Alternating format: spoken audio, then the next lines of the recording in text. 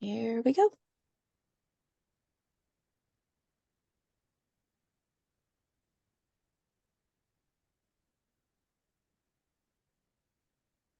Hi, everybody. Welcome. Come on in.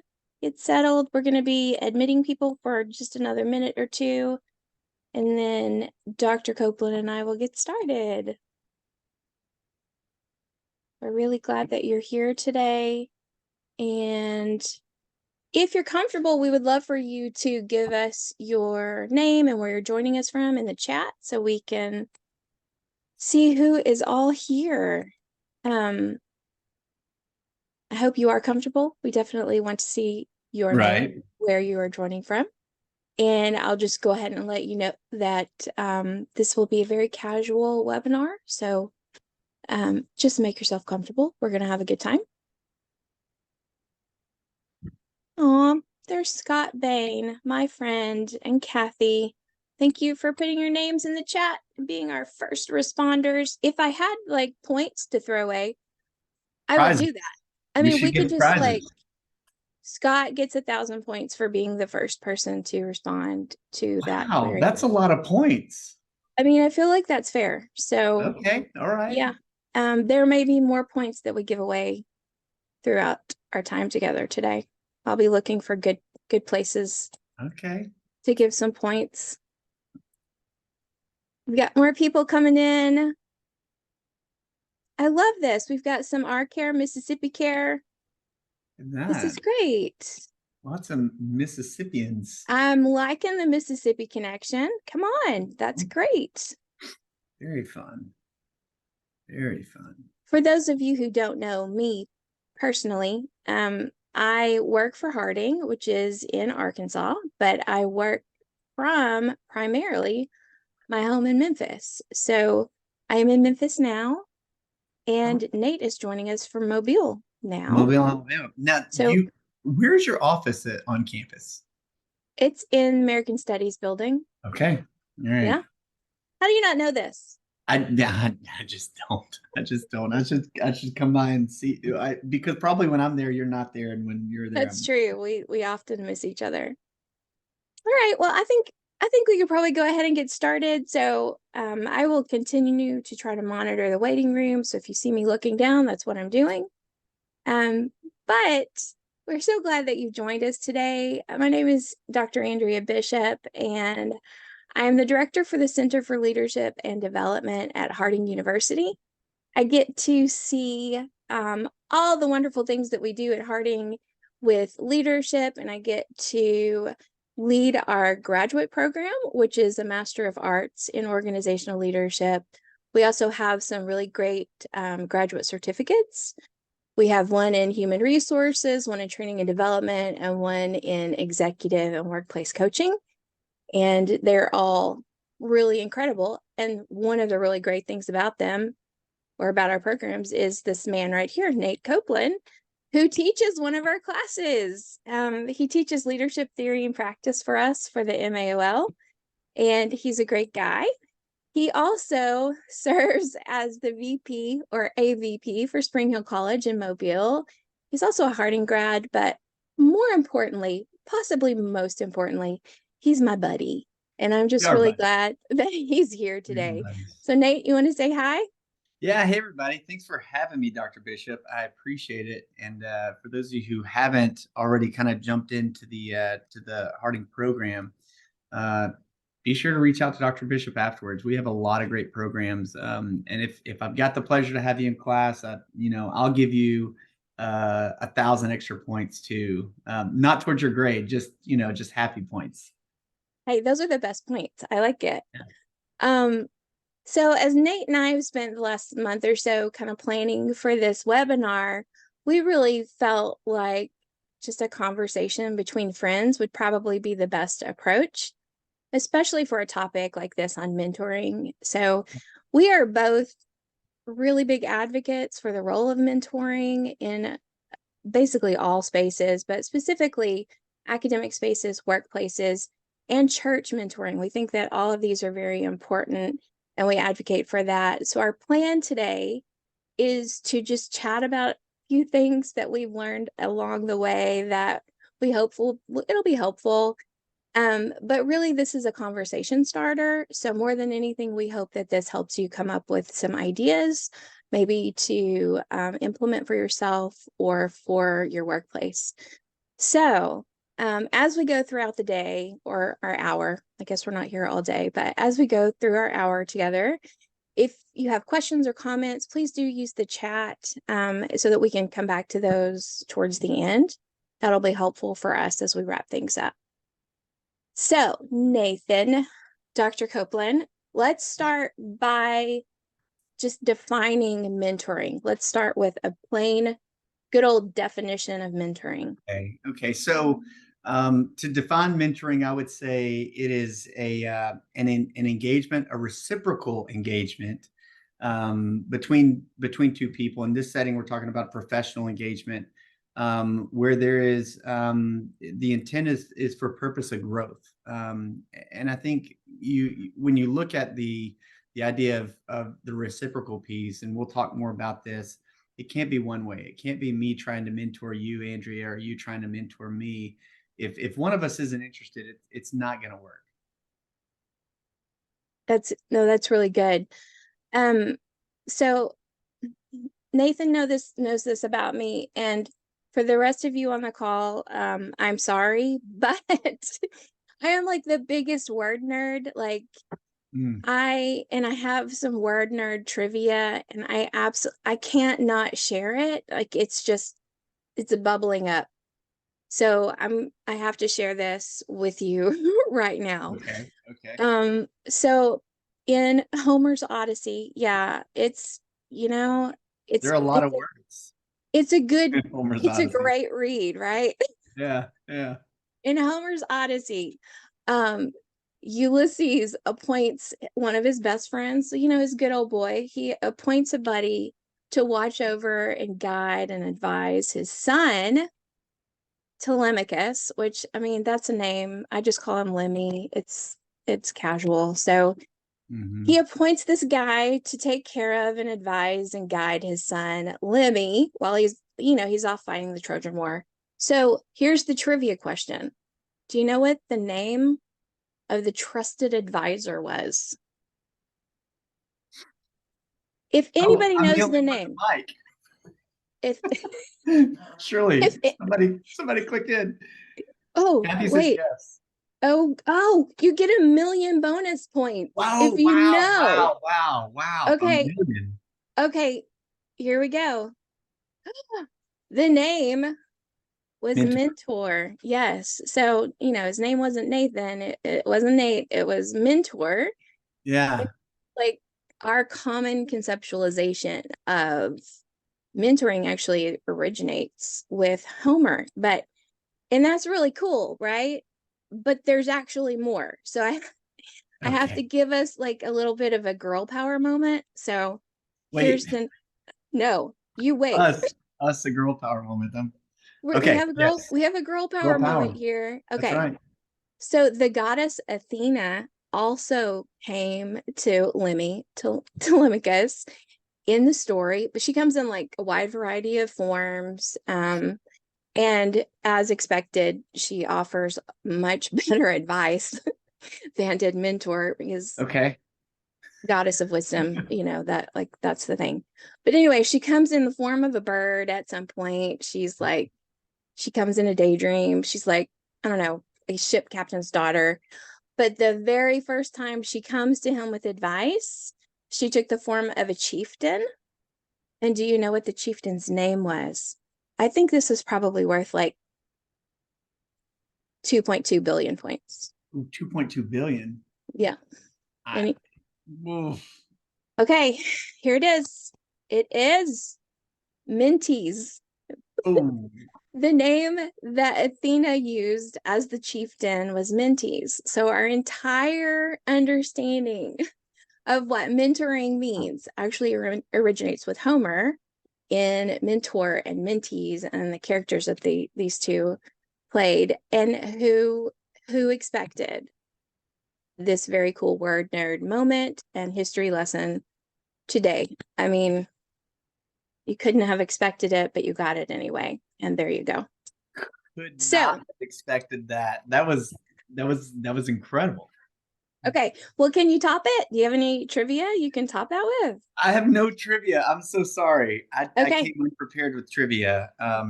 That I is could ask you the name of the first street I grew up on, but if I give that answer, then someone's got my your password. security.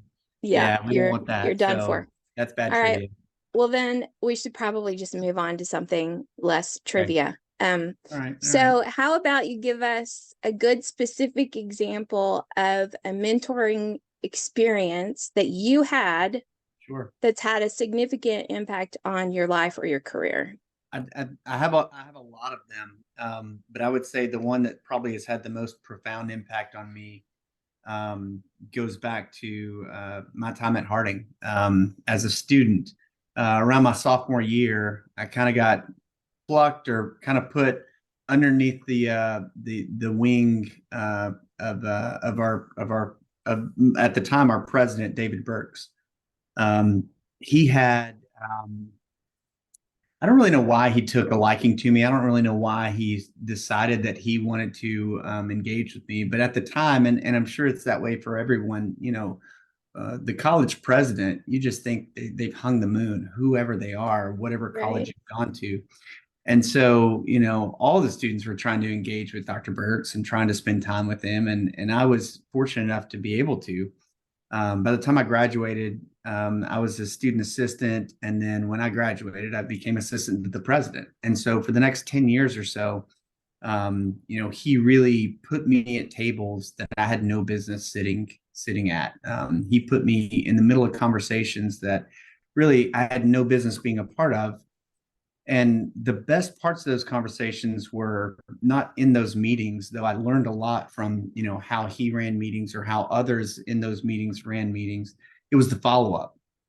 I would, whether it was a car ride or whether it was a flight, we'd sit beside each other and we kind of debrief. And he'd kind of say, okay, when this happened, what did you think about that? And, I reacted this way. Is that the way you would have reacted? And one of the things that I really truly love about Dr. Burks is that even to this day, he and I don't agree on everything, and that's where he and I he found a lot of value in me and kind of held me around because I wasn't going to be one of those people who said yes all the time. Yeah, this is great. This is great. And that's one of the things that he quickly taught me. Don't just show up and be somebody who's going to agree with everything. We don't need a room full of those people. We need people who are going to think critically about whatever's in front of us. And that mentorship relationship with Dr. Burke certainly was very professional. And to be very clear, I'm not a vice president of college without the effort and energy and mentorship that David Burks put into me at that young age. But I'm so thankful that it developed well past the professional mentorship phase into a true friendship. But that's one of many. But that's probably the one that has been the most impactful for my life. Yeah, that's really good. And I think probably anyone who's had a really positive mentoring experience as a mentee can Mm-hmm. identify with that. Sorry. I had a very similar one. And I consider him more a friend now than a mentor. But the very first, anytime something really good or really great happens in my life, this person is the first person I want to call Yeah, and tell about, and so I think that's an important part of that mentor mentee relationship. It is a relationship and it goes two ways. sure. Um, so let's move on to a question that I get all the time, and it's about the difference between mentoring and coaching. Yeah, So let's hear your answer. What's the yeah. difference So between mentoring and coaching? I think they're two very important and important entities in themselves, and I do think there's some overlap. I think there's great value in coaching, great value in mentoring. So when you think about coaching, there's a couple of things that kind of set it apart from mentoring. Coaching usually has some form of fee involved. You're hiring a coach to teach you things, and then coaching also has kind of an idea of getting you to a certain point. So when you think about, you're in sports, for example, you've got a coach who's going to help you get to college, and then you get another coach who's going to help you get to the NFL or to the NBA or whatever, and kind of get you in shape and get you fit and ready. And there's kind of a specific thing that coaches are gearing you towards. Whereas the mentoring relationship is really someone who is just a little further up the road than you, and they're sharing you a wealth of knowledge that can be a mile wide and a mile deep. And it can have a lot of value for you, not just where you are today, not where you are for 1 week, where you are, years and years down the road. One of my favorite projects that I had the opportunity to work with when I was at Harding was in the College of Business. We created something called the Barnabas Project, and I actually got to work with two of my current mentors, Blair Bryan and Steve Lake. And as we were developing uh, this program, this class, we were thinking about ways that we could add value to our students and to our alumni. And so we developed this 3-phase approach where we were going to have students paired with a young alum with a more seasoned alum. And so those three would go out and have these really intentional sessions of discussion about where they were in each phase of their life. And what we saw is the student benefited greatly, because they had the opportunity to learn from somebody who's just a little bit further down the road and somebody who's been way further down the road. The group that we found, which we were kind of surprised that got the most joy out of it, were those seasoned alums. Those people were so excited to pour back into someone who is just below them, and then someone who's way farther down the road from where they are now, but they can see themselves. And for us, what we wanted to do for those students, we knew that if we could put two dynamic mentors in their life, it would change their trajectory just a couple of degrees. And we know what that does. It makes a massive difference by the time you start getting towards a real cycle in your career. Right. No, that's really good. I think for this coaching mentoring divide, like you said, there's overlap in these two paths. I mean, both are very interactive. They're both focused on self-improvement. Both want to provide you with a safe space, for honest sharing, that sort of thing. Mm-hmm. But coaches are professionally trained to ask Right? clients very pointed questions and, Yeah. that sort of thing. And mentors, they are providing guidance and advice based on their own personal experiences. And so I think that that's probably the biggest difference, is that personal experience component and how it plays a role in the mentoring relationship. So thank you. Yeah. So a couple of weeks ago, I went to a conference, and you and I talked about this a couple of days ago, but Yeah. I was exposed to some new research on and some terminology on mentoring from a team at the University of Denver. And when we talked about it a couple of days ago, it was also new for you. And I think that this might be something that everyone could benefit from.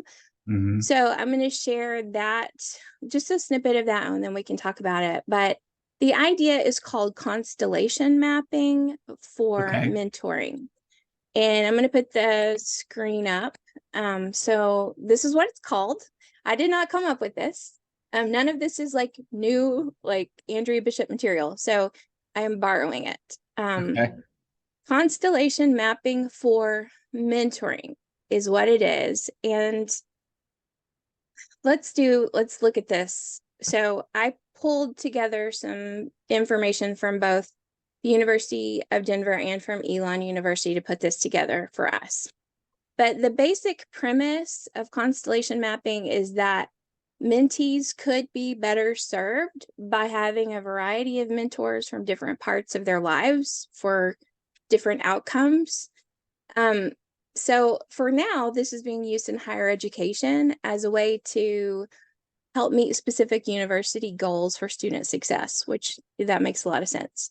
And the strategy they're using is sort of scaffolding measures to provide students with a wide range of support and mentorship opportunities. So a university can basically create like an interlocking web of mentors for Sure. students.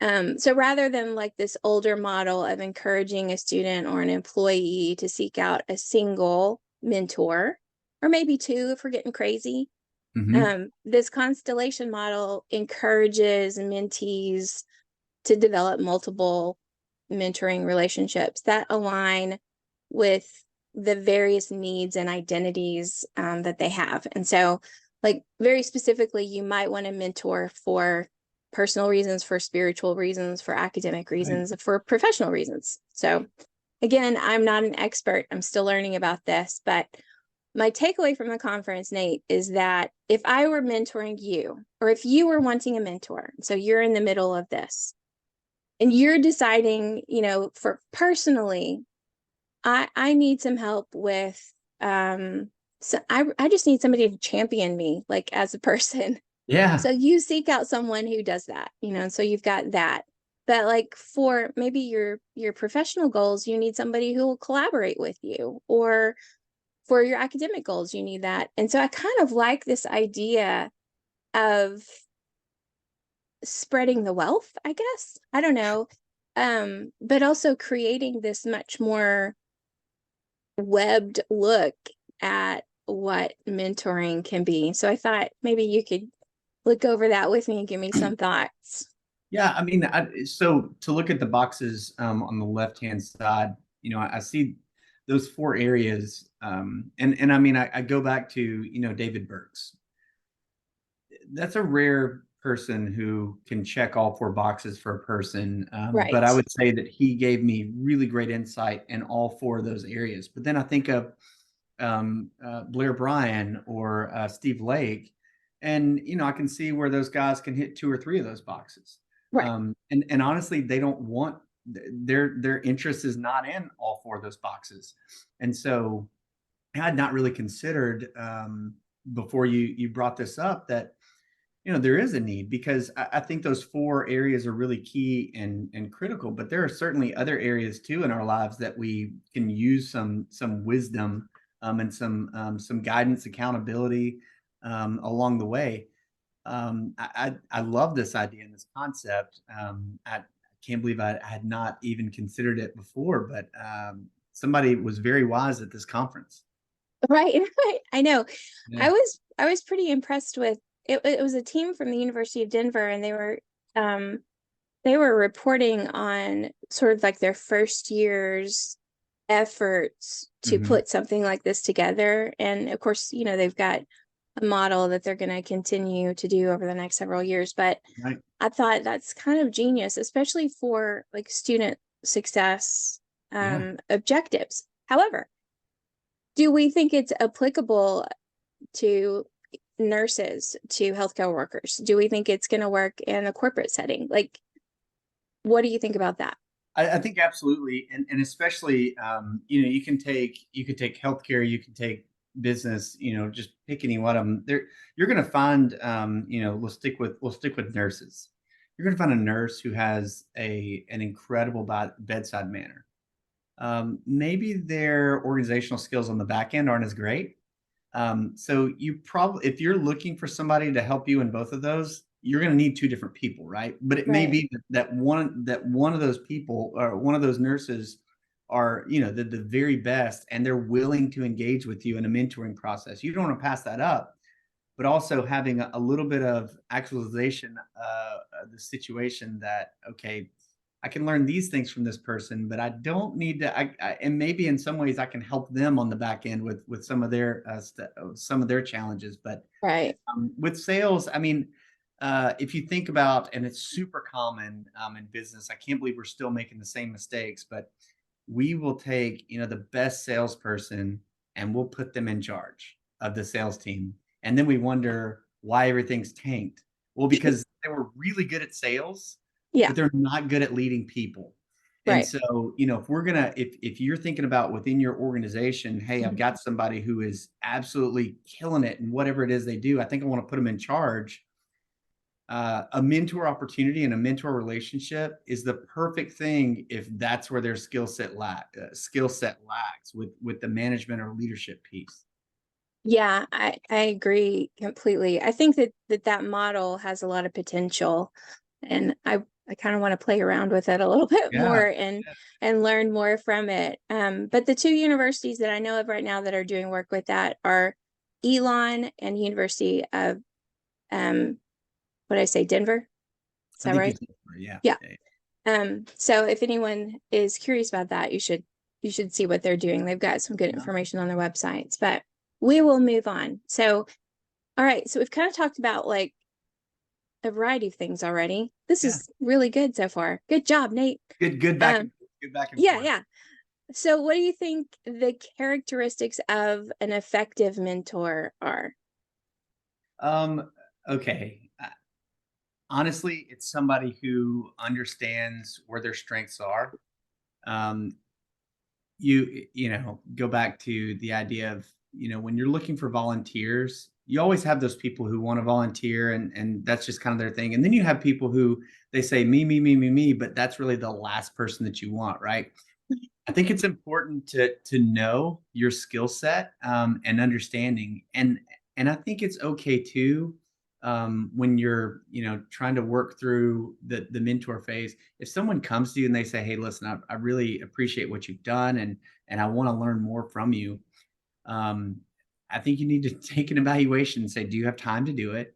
Do you have the skill set they need?" And if not, be a good friend to them and connect them with somebody who does have all those things. Yeah, Um, it can be a real shot of confidence in the arm when somebody says, "I want to learn from you." But if you don't have the time, don't right, do it. You're going to ruin that right, person. You're going to because what they're going to think is all they're going to see is, okay, if I want to be successful, I just have to stay busy and do all these things, and they're not going to get the feedback that they really need from you. And to the other end, you know, if they're asking you for things that, you know, it looks like on the front end that you're pretty good at, but really you're getting mentored by somebody else or you're being coached by somebody else, maybe you're not ready to quite step out there and be that mentor. right. Yes. Yeah, I mean, basically accessibility and time. Hmm. Like we're talking about key characteristics. That's And right. who, I Right. mean, you know, we all struggle with that. That's probably, especially in academia, like we're pulled in so many different directions, but I feel like that is across the board in all professions. So I found I found this list of 9 best practices for mentors, and it was from Arizona State. And I was a little bit overwhelmed by it. And I thought, Oh, I mean, this looks great on yeah. paper, but when Yeah. you start to think about it, and I'll throw it up because we have visual learners in the room. Um, when you start to think about one person being all of these things, insightful and thoughtful, intentional, constructively objective, open and transparent, guiding, empathetic and patient, attentive and available, empowering, culturally sensitive. Jesus is all of these things, but I don't know if I can be all of these things like That's about for it, all right? people, right? Like that's a Yeah. lot. Um Ooh. it's the ideal human, and of course we want to be the best version of ourselves, but maybe when you think about a list like that, and then the constellation mapping makes a whole lot more sense. Like I can be one or two of these things, you Right. know, all the time for everybody who wants to be mentored by me, but I don't know that I can do all of it all the time. And I think as a mentor specifically, I need to know what I am capable of. Like, I think that's probably the most important characteristic for me. What am I capable of? And how can I give that in the best possible way? But if you flip that around, Yeah. I mean, I think that our mentees need to know, like, what do I need? You know, if you look at a list like that, identify the top 1 or 2 things that you really need before you seek out your mentor. I Yeah. don't know. No, I think you're spot on. And I think that's where this the reciprocal relationship starts, right? So yeah, I've had the great opportunity to serve in a mentor role with some people, and sometimes The truth is you've got to break some pretty tough news for them. You've got to let them know, hey, I just saw how you handled that, and though that ended up being okay, let me show you all the things that you could have done differently so that next time you get it right. Now you can certainly do that with compassion, and you can certainly do that with empathy, and engage that person for their personal growth, or you can just be rude and tell them, hey, you're terrible at what you did. That's not a mentor role, right? I think you also, and we'll talk about mentees in just a second, but you also get into that unique spot when you're that person's they're a direct report to you. I think that's actually a super critical time. So for me, I am big. I love to help people, develop people. And one of the things that I tell a lot of people, if this isn't where you want to be, like on our team, if this isn't where you want to be, if this isn't what you want to do, if you'll just tell me what it is you want to do, I will do everything I possibly can to help you get to where that is, even if it's not within, our college or within our industry. If you're just Right. here because you got a job, or it, but now your focus is shifted, I want to help them get there. And that's another tough part about being a mentor is, as you're starting to pour into these people, it's not for self, right? I don't want to build an army that's going to go out and solve the world for areas that I'm in charge of. I want to go out and really develop people who can then in turn help develop people, and we can get this thing moving in a good direction. Yes. A mentee, I think, just as important. I mean, in some ways, as you're looking at it from a mentor standpoint, you're looking at maybe engaging with a mentee. I would almost look at it as, the same way K-12s and colleges and even employers look. They go through a process. They ask questions. They try to figure out, is this person the right fit? Is this person serious enough? Because, like I said, we only have a finite amount of time, and if I'm going to spend extra time helping someone, I want to know that they want to be helped. I want to know that they're willing to, make some course corrections as I, give some advice. Now, that's not to say that I have every answer under the sun, but I typically am not going to give someone advice in an area that I'm not pretty confident is the right direction, right? Mhm. Um, so I think for a mentee, you want to be willing to be engaged, to make some adjustments in your life, to make some adjustments in your professional role, to really follow through with the things that the mentor is suggesting, and ask questions. Yeah. I think that's one of the best things that a mentor can do, one of the best things that a mentee can do. Ask good questions. Yes. That's that's really good. And it kind of makes me think about, so I've had mentors who are male and I've had mentors who are female, and um there's like this, there are always studies. Should you have a mentor of the same Right. gender? Should you have a Right. mentor of, from the same, profession, from the same race? Like, there are people who always ask these questions. So, do you have thoughts on that sort of thing? I do. I personally have never had a female mentor, though I can definitely see the value in it. I'm starting to see more and more value as I start engaging in professional circles, and I meet with other vice presidents in my area, and the room's split.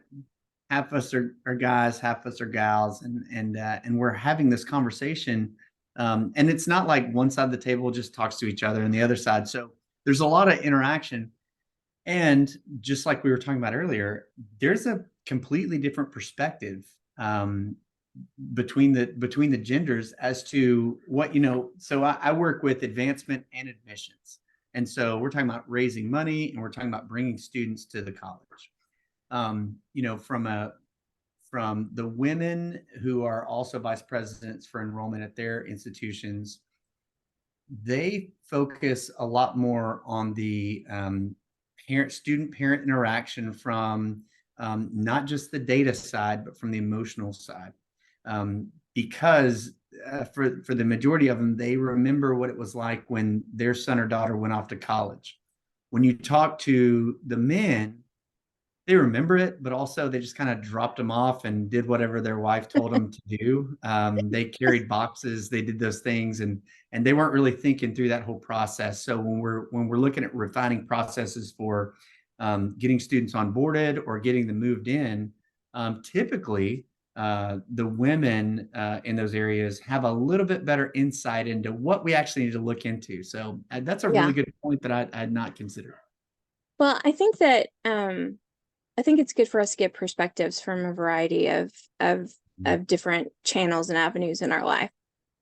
But I also think that okay, well, I'm going to come back to that because I read a research study like from Wait. 2021. You read a And research study? I don't believe this that. is where you get to mock me for being the nerd that I am, but that's That's okay. right. That's right. So it was I was interested in it because it was from a healthcare field, but they were looking specifically at gender in the mentor-mentee relationship. So they Mm, were looking to see if there was like a higher success rate.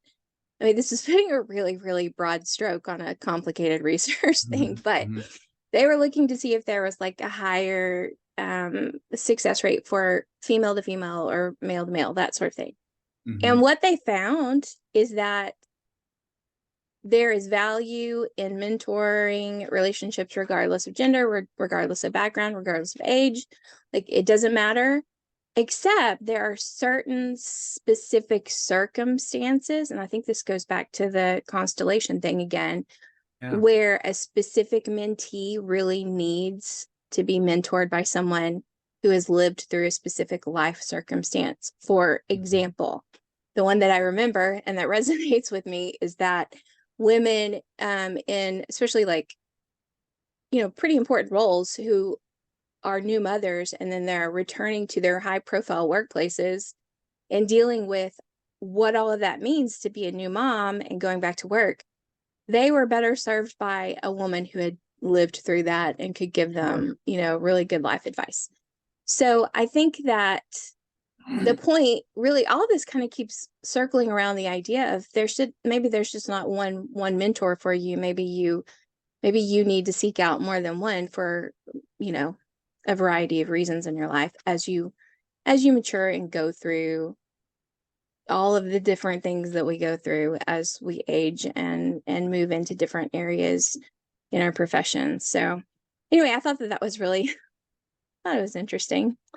So, we've covered a lot of like really great foundational ideas. And we're getting close to needing to wrap up, but before we do, I want to ask for so for our audience members who want to mentor, like sorry, for our audience members who are seeking out a mentor, they want to Yeah. find one. So how do you encourage them? How do we encourage them to go about that? Like what's a good process? I have never, and I realize that's a very bold word to say, but I've never experienced someone asking uh, a person, a professional who is at the kind of the height of their career, the senior level in their career, if they would be willing to mentor them or share some ideas. I've never experienced that person saying no. Now, it may not be yes right now. It may be, hey, let's get something on the schedule. But what I've, you kind of go through these phases in life, certainly professionally. When you're young, you've got all this energy and you're ready to take off and go as fast as you can and show everybody that day one you're ready to be the CEO tomorrow, right? Right. Then you get to the middle of your career and you're looking through and you're going, okay, this is pretty good. I feel really good about this. And when an opportunity presents itself for promotion, I'll be ready.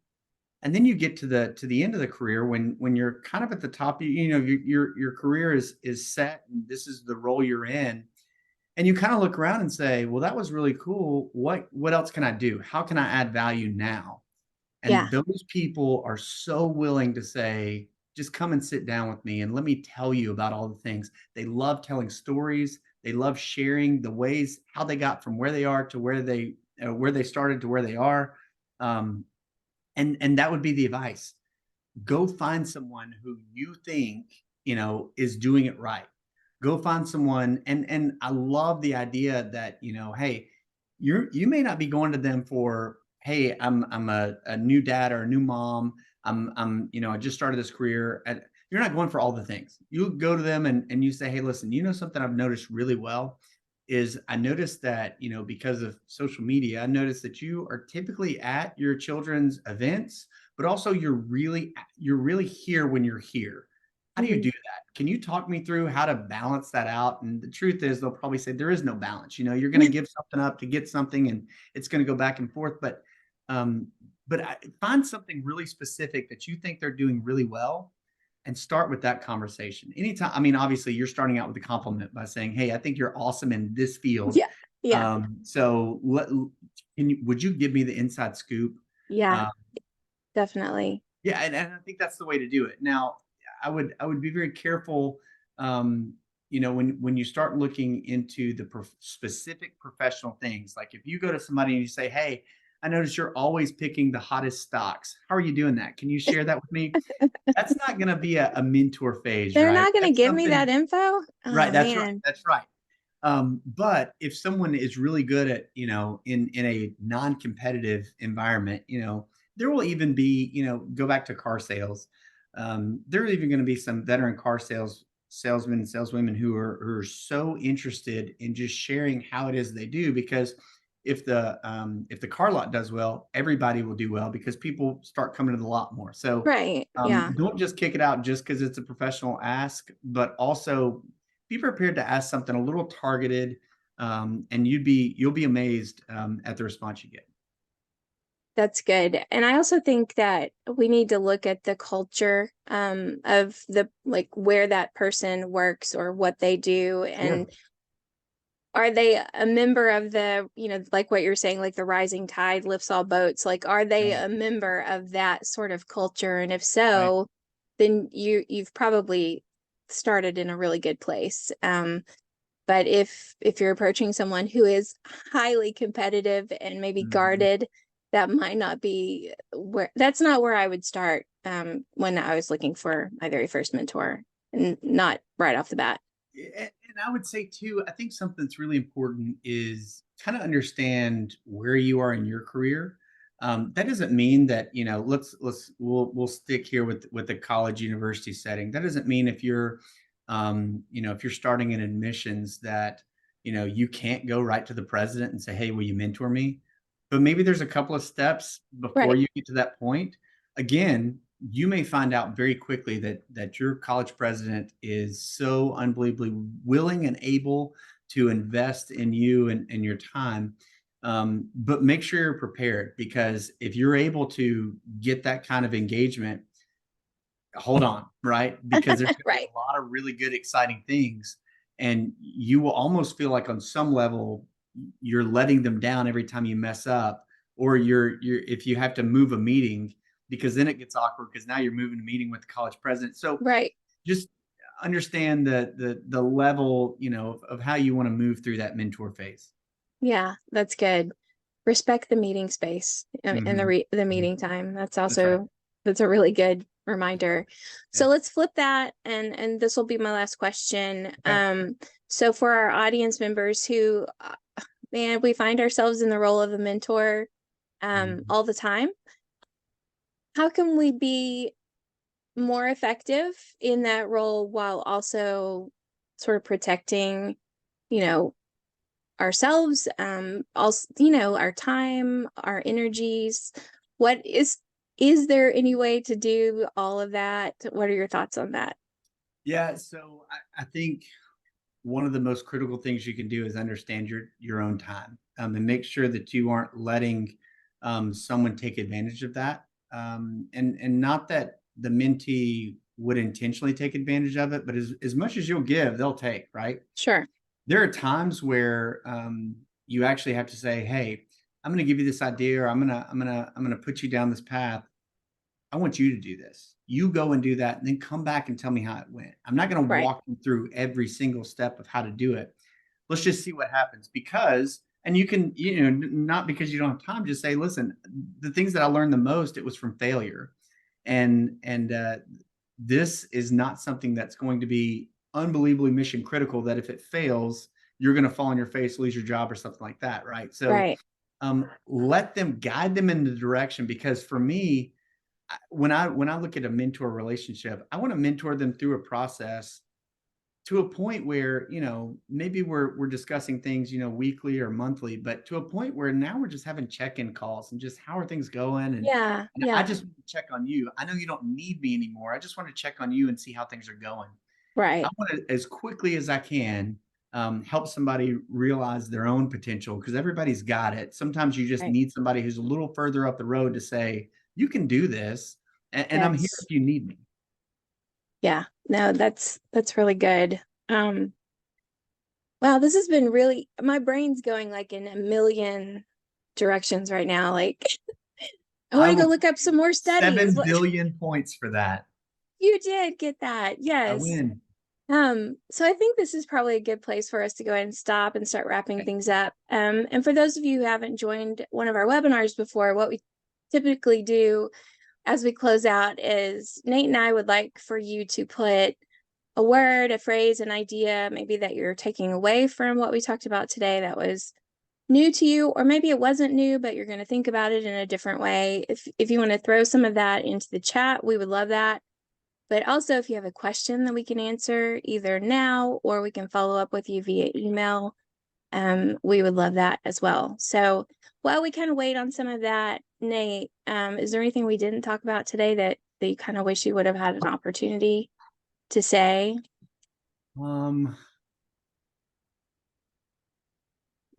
I would just say, to everyone who's in here, if you don't have a mentor, it's not that daunting of a thing to go up and ask somebody, and you don't have to make it awkward. Like, hey, I'd like for you to be my mentor. Go back to that singular question. Say, hey, this is something that I think you do really well, and I'd like to see if you could help me figure that out. It will come organically, and if it stops right at that question, they answer it and then they move on, then that person's probably not somebody that you want as a mentor, whether they don't have capacity or time. Um, but I would say for everybody in here, you have a skill set, you have something that you can offer. Reach out to people who you can see need some help. Be Yeah, willing to step in, and I'm not saying you need to have a whole army of mentees out there, because that's not healthy either. But pick somebody right, this month, who you just want to engage with and help them get a little bit further down the road. You don't have to carry them the whole way. Just take them a little bit further down the road than they would without right. you. Yeah, Because truly, and I said it before, I'll say it again, without David Burks and his willingness to put me under his wing, I'm not sitting at another college as a vice president. I don't know what I'd be doing, but I wouldn't even be in higher education. I mean, he shared his passion with me, and now I'm kind of holding the torch that he lit. So I'm yeah, excited about that and very eternally grateful for that. right. Yeah, that's good. All right. Well, let me give you a preview of what's coming up in our series. In November, I'm going to just do an info session on our Master of Arts in Organizational Leadership. So that will be very targeted for anyone who's interested in our graduate offerings. We always take the month of December off for our webinar because it's crazy in, well, everything is crazy in December, but I've got a really great topic lined up for January, and I'm so excited about January. It's going to be fantastic. So just keep an eye out on what we offer in 2024. I think we're going to have a great year with our webinar series, and I'm just really grateful that everyone came today. So thank you so much. I'm starting to see some good information in the chat. I will leave this open for about 10 more minutes and I'll try to respond individually. But if you need to get some lunch or get going, feel free to leave the webinar now, because now we'll just be interacting with chat questions specifically. We've got, I think mentoring and coaching would be valuable in getting our students back on track after COVID, definitely. So many are struggling and lost, for them to identify where they need help and for us to have those willing to help. Well, yeah, I mean, not only are our students still lost, but I think our faculty and staff are still reeling and dealing with the fallout from all of that, and just sort of like remembering why we're here. I think that if we can just remember that we're here for students, especially in higher ed, because sometimes that gets lost in all of the busyness of what we do. But if we can remember the humanity that pulled us to this field in the first place, we're going to be better mentors. Any models from other Well, universities? Go ahead. Yeah. real quick on that too. You've got to remember there were some faculty and staff who started their career during COVID, and so Yeah. they didn't get to experience the beginning part of what it looked like, what it should have looked like. So, yeah, I think that's something to definitely consider. That's where mentoring would be perfect. Right. Yes, absolutely. We have a question about any models, specifically mentoring faculty to faculty. Have you dealt with that, Nate? Faculty to faculty. Uh, Actually, yes, that's something that we also did in the College of Business when I was at Harding. I don't know if they still do it, but as a new faculty member would come in, and I think this was something that Dr. Long was doing when he was the provost.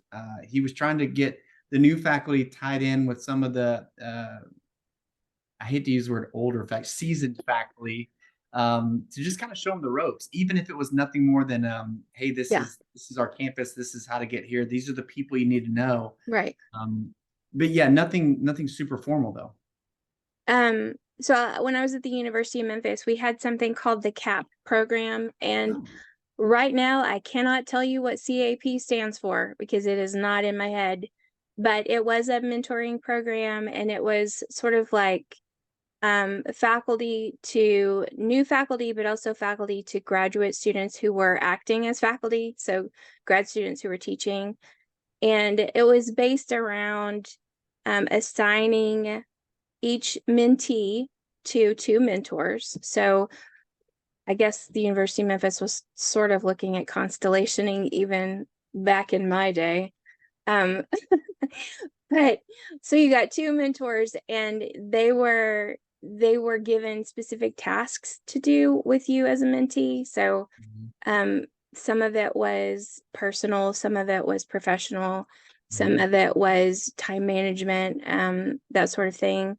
But I think probably the most helpful thing for me at that time as a newbie was a monthly professionalization series where they would bring in speakers to give very specific either teaching information or time management information or how to connect your students with a suicide prevention team, like very targeted info that I didn't have, that I didn't know where to get. And so it was a good model, and I'm thankful for it because I don't think I would be the teacher that I am now in right, in higher ed without that. And so that's the only model that I have to share.